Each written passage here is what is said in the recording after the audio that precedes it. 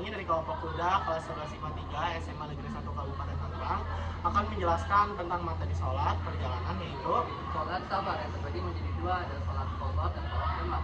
Sebelumnya izin memperkenalkan diri, siap siap dari kelas 11 IPA 3. saya Nova Labian. Saya Rangga Novianto Kamuni. Saya Liam Soliana Pia. Saya Ragil Panjasa Putra. Selamat menyaksikan. Selamat.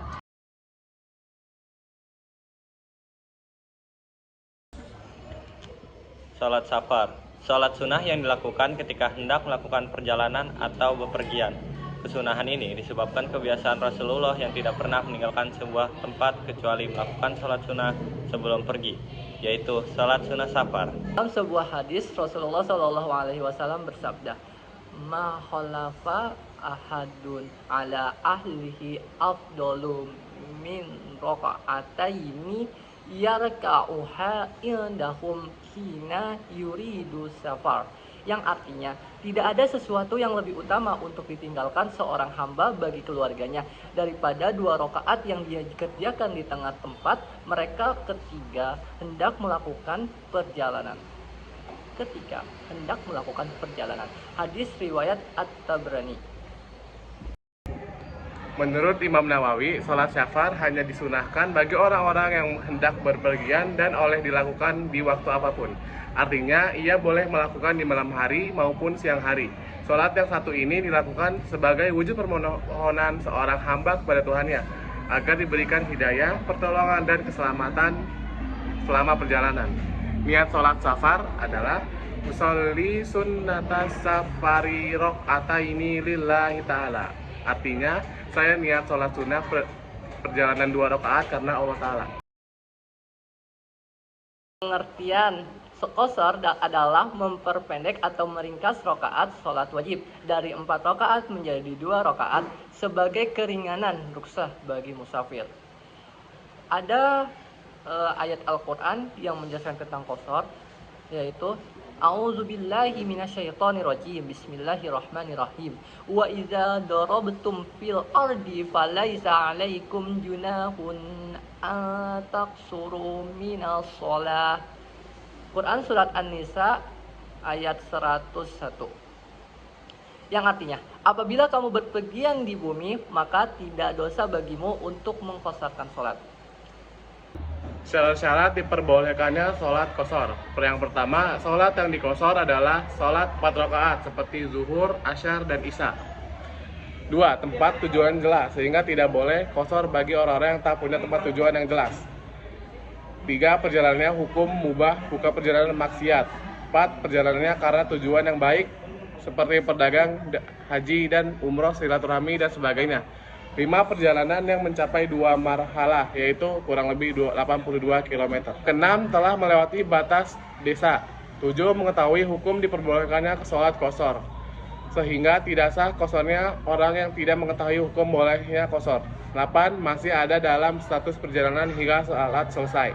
9. Niat melakukan sholat qasar ketika takbiratul ihram. 10. Menjaga hal-hal yang berlawanan dengan niat qasar saat sholat, seperti niat untuk mukim, ragu-ragu, dan kebolehan qasar atau niat mukim di tengah-tengah sholat. 11. Tidak bermakmum kepada orang yang menyempurnakan sholat 4 rakaat. Selanjutnya ada niat sholat qasar. Kita ambil contoh dari niat sholat zuhur ya. Usolli fardhu zuhri rakaataini mustaqbilal kiblati qasron lillahi ta'ala. Artinya, aku niat sholat zuhur 2 rakaat menghadap kiblat keadaan qasar karena Allah Ta'ala. Selanjutnya kita masuk ke bagian sholat jamak. Mulai dari definisi sholat jamak ya. Sholat jamak itu adalah pengumpulan 2 sholat pada satu waktu, seperti sholat zuhur dengan asar dan sholat maghrib dengan isya. Jika 2 sholat dikumpulkan pada waktu sholat pertama, maka disebut dengan jamak takdim. Itu contohnya zuhur dengan asar tapi dilaksanakan di waktu zuhur. Sedangkan jika 2 sholat yang dikumpulkan dalam waktu satu waktu tetapi dilaksanakan di akhir waktu, itu contohnya seperti sholat zuhur dan asar tetapi dilaksanakannya pada sholat asar. Nah, itu dinamakannya jamak takhir, gitu ya. Penyebab jamak sholat. Nah, sebab bolehnya jamak sholat yaitu ada 3. Yang pertama, safar atau perjalanan. yaitu jamak tahdim dan takhir. Yang kedua itu hujan, jamak tahdim saja ya. Yang kedua, dan yang ketiga itu sakit, jamak tahdim dan takhir. Syarat jamak tahdim. Yang pertama itu memulai dengan sholat pertama, zuhur lalu asar, maghrib lalu isya. Dan yang kedua itu niat jamak pada saat sholat pertama, yaitu antara takbiratul ihram dengan sholat pertama. Utamanya niat pada takbiratul ihram, waktu sholat yang pertama belum habis. Nah yang ketiga ini terus menerus antara dua sholat, jangan terpisah dengan waktu yang minimal cukup untuk 2 rakaat sholat. Dan yang keempat ini ada sholat pertama dipastikan sah meskipun berupa dugaan kuat atau dzon.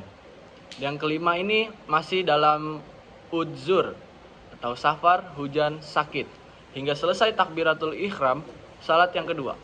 Yang keenam ini mengetahui kebolehan jamak sholat.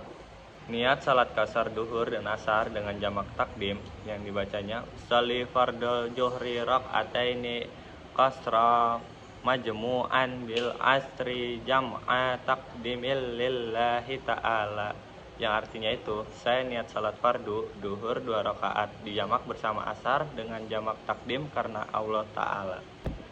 Niat sholat maghrib dan isya dengan jamak takdim yaitu usolli fardhu maghribi salasa raka'atim majmu'an bil isya'i jam'a taqdimil lillahi ta'ala, yang artinya saya niat sholat fardu maghrib 3 rakaat dijamak bersama dengan isya dengan jamak takdim karena Allah Ta'ala.